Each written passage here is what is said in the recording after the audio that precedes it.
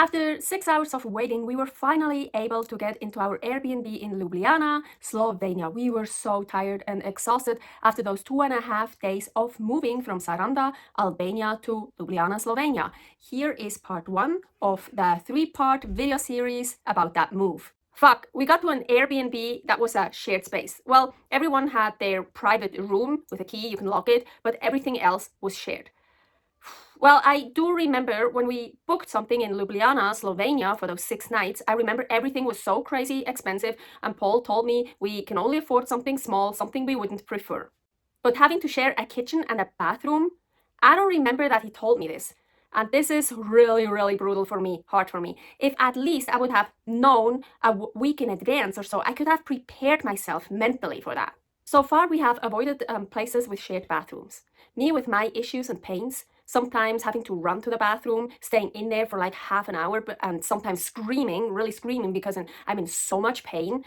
Oh my gosh, I wasn't looking forward for that. But at least at the time we were in Ljubljana, I wasn't in my bad hormonal phase. I got pituitary gland tumor surgery about 3.5 years ago, but they missed a second tumor. So for that one, I got Gammamesser-Radiochirurgie radiosurgery in Istanbul, Turkey. I made a 4-part series out of it. Here is 1 part. So I still have a pituitary gland, but they said less than half. So no wonder I have hormonal issues. Quiet hours are from 10 p.m. to 8 a.m., but there is a living room on the ground floor away from all the bedrooms, and that room didn't have any quiet hours. There was Wi-Fi, 40 megabits. That's not nearly enough for 8 to 10 people. So watching a movie on Netflix that wasn't downloaded was really not possible. Well, it was annoying. And downloading a movie on Netflix was not possible. Oh, no, it was in the morning. It was possible to download one. Paul told me they are using copper wire infrastructure, and copper restricts the volume of data. Sharing a bathroom sounds awful. But sharing a kitchen, much worse. A kitchen with rules. Before we got to the Airbnb, while waiting, I bought a piece of raw salmon to eat. One of the few things I can just buy and eat. Here is part 3 of the move to Ljubljana, Slovenia. So I ate the salmon raw, but I don't eat the skin raw, so I kept it. Hey, the skin is great, the skin is delicious, the skin is nutritious, I don't want to throw it away. So in the kitchen, I started frying the skin up. And yeah, while I was frying the skin, the salmon skin, I saw one of the rules: no seafood. And what the fuck are not smelly meals? All my meals smell. I'm a carnivore. Well, okay, maybe the eggs don't smell. But meat? Seafood? Not stir fry? Okay, what exactly is stir fry? Stir fry is a cooking technique that involves stir-frying ingredients in a wok or hot pan over high heat. The food is constantly tossed to prevent scorching and promote crispiness. That's exactly how I cook 85% of my meals, even the eggs. Okay, if I'm not allowed to stir fry, I could at least slow cook, right? But I shouldn't use the kitchen for more than 30 minutes. We usually keep a bag full of supplements and hormones in it in the fridge, but this time I just put the most important supplements and hormones in the fridge so I wouldn't take up all the space there, because also, of course, we had a lot of meat packages in there. I'm actually doing very well with rules. Rules I understand and rules that make sense. I need rules. I have Asperger's and I love rules. We weren't allowed to use the kitchen between 1 and 3 p.m. because that's when the kitchen got cleaned. Hey, that rule makes total sense. I love a clean kitchen. Totally cool, even though I like to cook and eat at around 2 p.m. But if the cleaning lady comes in at 11 a.m. and starts using the kitchen, oh hell no. And I shouldn't use it then until 3 p.m.? I was so fucking hungry at 12, and you know, I'm not supposed to use it between 1 and 3 p.m., but she already started cleaning at 11. Hell no, I'm not gonna wait until 3 p.m. then. I'm doing very well with rules, but only if others follow it as well. Luckily, when we arrived, I didn't see anyone, but I already felt so uncomfortable. Luckily, we weren't there during high season, but at some point, the house was completely full. All the rooms were occupied. But the good thing is that the people usually, they were active, as like in the house in the morning and in the evening. But during the day, they were like gone. So that was good. So a lot of times during the day, we were almost completely alone in the house. I'm a very complicated person. There's a good reason why we don't live in hostels or shared places like that one. Don't get me wrong, I think it's absolutely great that these places exist and it was so clean, the bed was so comfortable, but it's just nothing for me. It's just not for me. But as mentioned, everything else in Ljubljana was just too expensive. So for everything, for those 6 nights, we paid $293. With that money, we could have spent 3 weeks in Belgrade, Serbia, or Saranda, Albania, or 2 weeks in Fethiye, Turkey.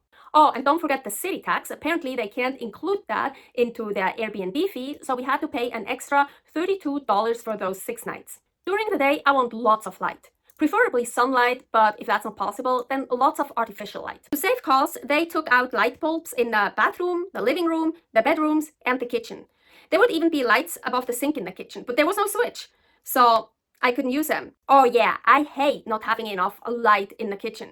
Especially like you wanna wash dishes and do a good job, right? At least there was a light above the stove, and that one worked. But yes, I get it, everything got so much more expensive, and you know what? I rather pay a little bit less and we don't get all the light bulbs and all the lights than we would get all the light and we would have to pay more. Yes, I like having lots of lights, but only when I need it. I hate it when light is on and it doesn't get used. So in the dining area there and in the hallway, the light was on all the time, but no one around. So I was the one that turned it off. You're welcome. I'm usually cold a lot, unless I have a hot flash. We were there between October 30th until November 5th, 2024. And we just came from the south, from Albania. Here is a video about Saranda, Albania. The heating was turned off during the day, and sometimes it got really cold. At least it was on during the night.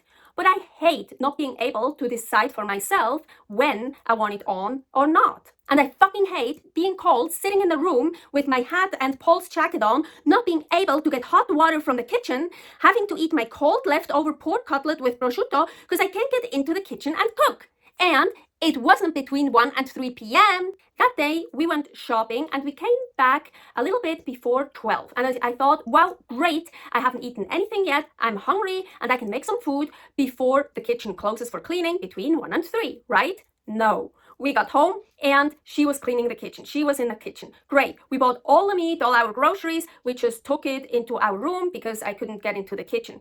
And I was so cold. So I was waiting and it got quiet. No one anywhere. Okay, I went into the kitchen. It was past 1 p.m., I know, but she was there too early anyways. But the dishwasher was not empty. It was done, but not emptied out. So she wasn't done in the kitchen. Paul told me, okay, you can put all our groceries into the fridge, but don't make hot water, don't cook your food. She's not done in the kitchen yet. What the fuck? No one around. No one using the kitchen. And I am fucking cold, I am fucking starving, and I'm not allowed to get into the kitchen to make hot water or cook. At least we ended up on the top floor. Well, I felt bad for Paul because he had to lug up Fat Boy, our big check-in bag that is so heavy. But I have real problems with sounds, well, with any kinds of sounds, but especially from above me, like really, really badly. So I'm super happy we ended up on the top floor, no one above us. Oh, and the shades, how I love them. Finally, real shades again. I'm from Switzerland and there we have shades. We can make the room so dark you can basically not see the hand in front of your face. Well, it didn't get that dark, but still it got nicely dark. Already my almost 13 years I used to live in the US. Look at the cat, that's Mokrica. Anyways, already in the US, I miss those shades so much. Suddenly, Paul pointed out a camera. There was a camera in the kitchen and one in the hallway pointing into the dining room. I checked online the listing on Airbnb and yes, they wrote it all down that there are cameras. Again, I was just so surprised with all that stuff. I don't know if Paul read all the details or he didn't tell me to read it. And I totally get it. If I would have a place like that, I would probably put up cameras as well. But of course, I hate it to have cameras pointed on me. Well, except for this camera. The cleaning lady showed up every day. I think one day she didn't show up. But anyways, no wonder this place was by far, so far, the absolute cleanest place we had. Oh, and we had our own duvets. In Saranda, Albania, here is an Airbnb video about that, we had to share one duvet, what wasn't nearly enough for the both of us. So there in Ljubljana, we had our own duvets. That was so nice. The bed was so comfortable and I absolutely loved the memory foam pillows. I actually have to say they're doing an amazing job. It's so professional and well organized. It's so super clean. I love that. It's really great, except for the kitchen rule, not stir fry. This place is just not for me, but for those 6 nights, it was totally okay. I really wished I would have known in advance. Yeah, I would have gotten online, I would have read all the rules, I would have hated them, but I could have mentally prepared myself for it. So if you're a person that likes to share kitchen, bathroom, dining room, all that stuff, I can totally recommend the guest house Soul in Ljubljana, Slovenia. Subscribe here for more videos about my nomad life, Aline's adventures. And right now, I'm still in Slovenia. I'm at an amazing, amazing place. I love it so much. Stay happy, stay healthy.